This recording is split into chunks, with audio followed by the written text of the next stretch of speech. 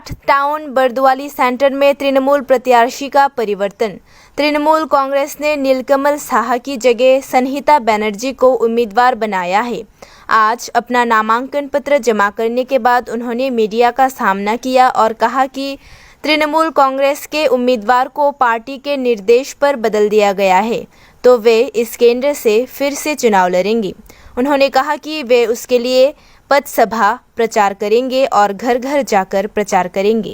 প্রার্থী পরিবর্তন এবং আপনি প্রার্থী কিভাবে আপনার প্রচার চালিয়ে যাবেন, কেমন বা প্রার্থী পরিবর্তন হবে? এটা পার্টির ব্যাপার। পার্টি আমাকে নির্দেশ দিয়েছে, আমি কেটে নমিনেশন জমা দিতে আমি আপনি কিভাবে আপনার প্রচার চালিয়ে যাবেন? প্রচার চালিয়ে যাব, ডোর টু ডোর করবো, পথসভা করবো, শীতকন্যা করবো, প্রচার এভাবে চালিয়ে ভালো করে। হঠাৎ কেন এই পরিবর্তন? এটা পার্টির ব্যাপার।